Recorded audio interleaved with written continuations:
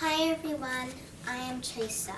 In the last chapter I read you of Amelia, Bedelia Makes a Splash, book 11, was chapter 7, which was called Fire When Ready. But today I'll read you chapter 8, which is called Echo, Echo, Echo. One day after supper, the Polaris girls were hanging out in the dining hall. Outside there was a huge herb garden that was glowing in the late afternoon light. The garden had been planted by the cook's husband, Herbert, so everyone called it Herb's Garden. It was the secret ingredient that made the food at Camp Echowood so delicious. Amelia Bedelia adored the smell of fresh herbs. She closed her eyes and imagined that she was back home in her mother's garden snuggling with family. The first campfire of the summer was planned for later, and most of the campers were practicing songs and skits. Their voices blended with the music of the bees in Herb's garden until it felt like the whole camp was buzzing with excitement. Later, when the sun had finally set and it was time for the campfire, Peggy led them to a spot near the front. They squeezed together so they could all fit on one huge log. "Tonight you observe, newbies," said Peggy.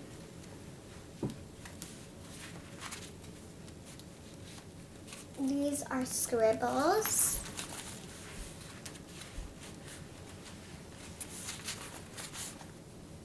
These are the things in the garden, and the things in the garden are dill, basil, thyme, mint, and oregano.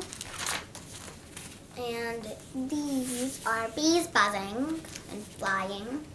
And these are all the Polaris girls trying to fit on one huge log.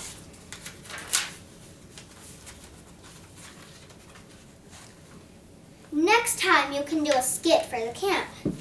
The straight as sat looking all around. They were on the edge of Echo Lake facing west.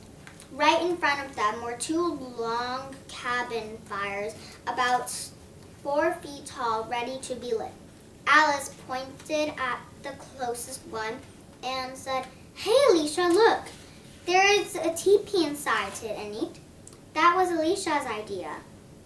"Do you think it will work?" asked Alicia.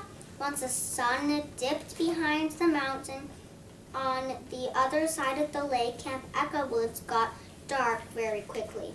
A girl with a huge bugle played taps as the other campers sang the words.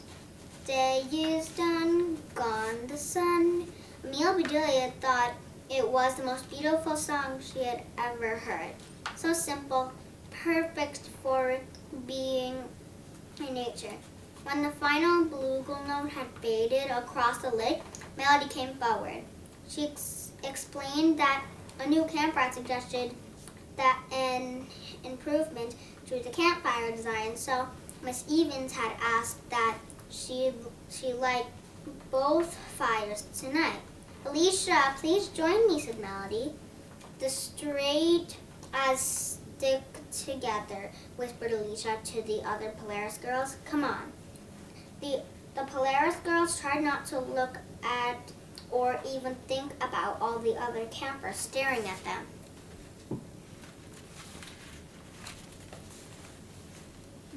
This is someone playing the bugle. Shadow.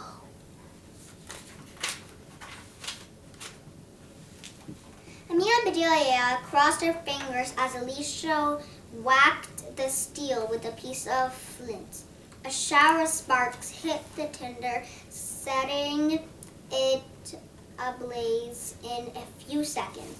The fire quickly caught, burning brightly into the summer sky.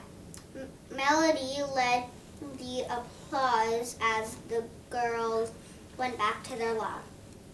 Now the real fun began. There were songs and skits. Some were pretty goofy, but still funny, and everyone had the giggles in no time. Both fires popped and crackled. Amelia and Bedelia could feel the heat carrying cinders and sparks aloft.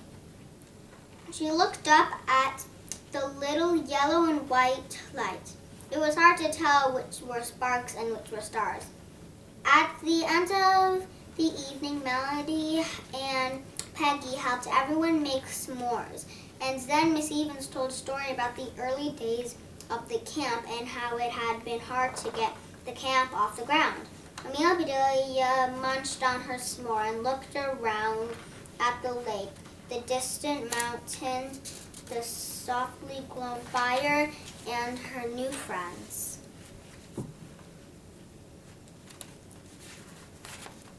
This is Alicia lighting the fire with everyone else watching. This is the fire with little sparks coming up. And this is Amelia and Bedelia thinking that the entire camp was in the air. She was happy that Camp Echowood had stayed on this ground right here. Then Miss Evans led them in the anthem of Camp Echowood.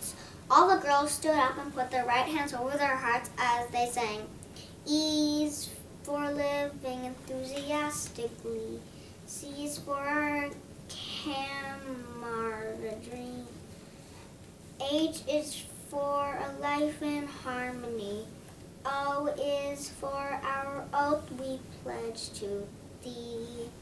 Put us all together we spell echo. They did not sing the word echo. They shouted or hollered or bellowed or screamed it. Then they stopped suddenly, listening to the echo reverberate across the lake. When the sound had faded completely, they sang, resounding in our hearts eternally. No one made a peep after that. They all went back to their cabins happily and full, and went to sleep without saying much of anything. Drifting off, Amelia and Bedelia kept imagining sparks floating skyward until she could not tell the difference between them and the stars. This is the word echo with music notes. This is the word echo. And this is the camp, and these words say, echo, echo, echo. And this is Amelia Bedelia in her bunk bed thinking of stars. Okay, bye everyone. Read you chapter 9 next time.